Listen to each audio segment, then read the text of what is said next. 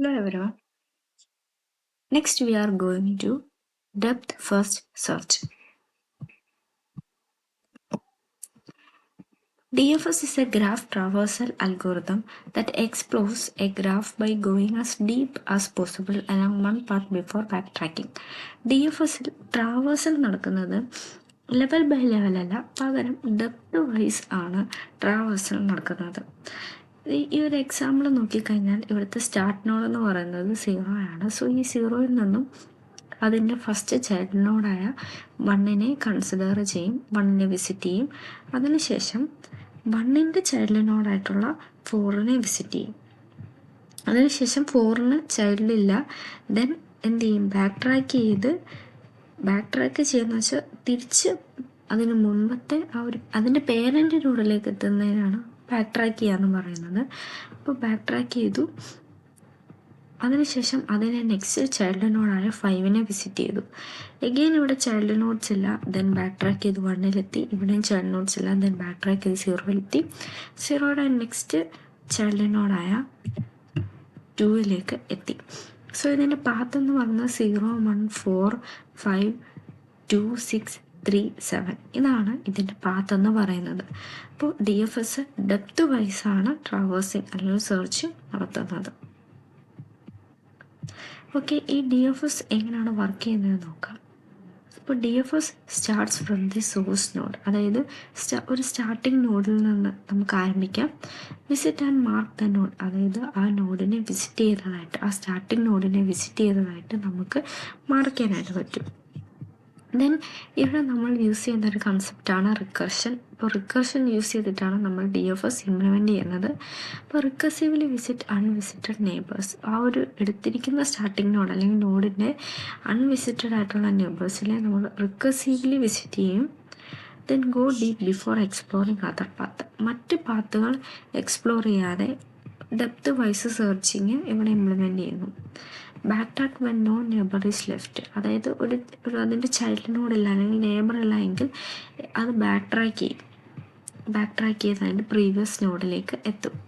Stop when all nodes are visited, എല്ലാ നോട്ട്സും visit ചെയ്തതിന് ശേഷം നമുക്ക് സ്റ്റോപ്പ് ചെയ്യാൻ പറ്റും. ഇനി നമുക്ക് പ്രോഗ്രാമിലേക്ക് പോകാം.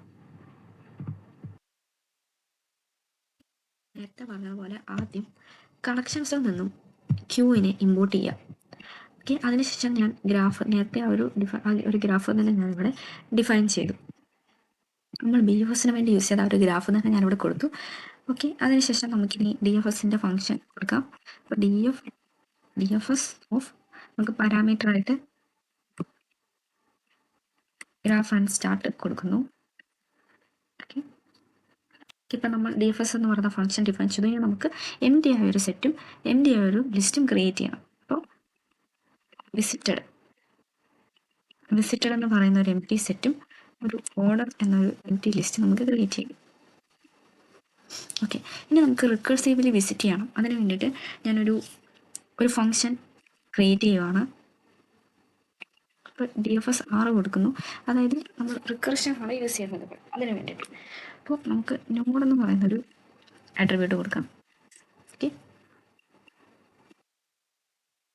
നോഡെന്ന് പറയുന്ന ആട്രിബ്യൂട്ട് കൊടുത്തു. ഇനി നമുക്ക് ഈ ഒരു നോഡിനെ നമുക്ക് വിസിറ്റഡ് ആയിട്ടും കൺസിഡർ ചെയ്യണം. അതുപോലെ തന്നെ നമുക്ക് ഓർഡർ ലിസ്റ്റിലേക്ക് ഇതിനെ ആഡ് ചെയ്യണം. അതിന് വേണ്ടിയിട്ട് നമുക്ക് വിസിറ്റഡ് എന്ന സെറ്റിലേക്ക് ഇതിനെ ആഡ് ചെയ്യാം. അതുപോലെ തന്നെ ഓർഡർ ലിസ്റ്റിലേക്കും അതിനെ അപ്പൻ ചെയ്യാം.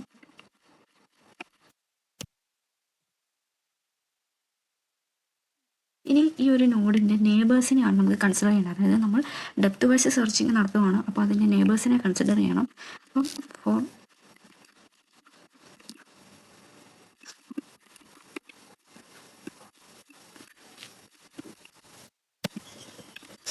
Four neighbour in graph of node. ഇനി ഇവിടെ ആ ഒരു നെയ്ബർ നമ്മൾ വിസിറ്റഡ് എന്ന് പറയുന്ന സെറ്റിലില്ലെങ്കിൽ ആ ഒരു കണ്ടീഷൻ കൊടുക്കുന്നു. നെയ്ബർ നോട്ട് വിസിറ്റഡ്, ദെൻ നമ്മൾ ചെയ്യേണ്ടത് നമ്മൾ റിക്കർസീവ് ഫംഗ്ഷനെ കോൾ ചെയ്യുകയാണ്. അപ്പം നമ്മൾ റിക്കർഷൻ പെർഫോം ചെയ്യുകയാണ്. ആ ഒരു നെയ്ബറിനെ നമ്മൾ അതിലേക്ക് നമ്മൾ കൊടുക്കുന്നു. ഓക്കെ, ഇത്രയുള്ള നമ്മുടെ ഫംഗ്ഷൻ്റെ ഉള്ളിലെ കാര്യങ്ങൾ. ഇനി നമുക്ക് DFS R സ്റ്റാർട്ടെന്ന് കൊടുക്കാം. അതിനുശേഷം നമുക്ക് ഓർഡർ റിട്ടേൺ ചെയ്യണം. അതിനുവേണ്ടി റിട്ടേൺ ഓർഡർ. ഓക്കെ, ഇനി നമുക്ക് നമ്മുടെ ആ ഒരു DFSൻ്റെ ഓർഡർ പ്രിൻ്റ് ചെയ്ത് വരണം. അതിന് വേണ്ടിയിട്ട് നമുക്കിവിടെ പ്രിൻ്റ് കൊടുക്കാം.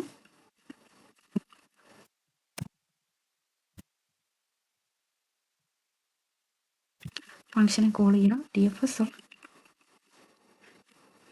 നമ്മുടെ സ്റ്റാർട്ടിംഗ് നോഡ് ഞാൻ A ആയിട്ട് തന്നെ കൊടുക്കുകയാണ്. ഇനി ഇത് സേവ് ചെയ്തിട്ട് റൺ ചെയ്യാം.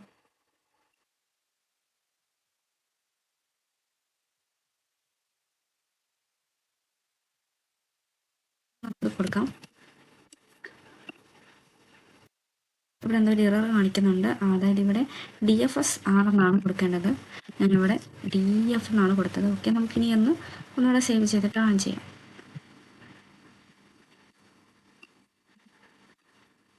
ഓക്കെ, ഇപ്പോൾ നമ്മുടെ എറർ മാറിയിട്ടുണ്ട്. നമുക്കിപ്പോൾ DFSൻ്റെ ഓർഡർ കാണാൻ പറ്റുന്നതാണ് ABDEFC. അപ്പോൾ ഇങ്ങനെ നമുക്ക് വളരെ ഈസി ആയിട്ട് പൈത്തൺ ഉപയോഗിച്ചുകൊണ്ട് DFS ഇംപ്ലിമെൻറ്റ് ചെയ്യും.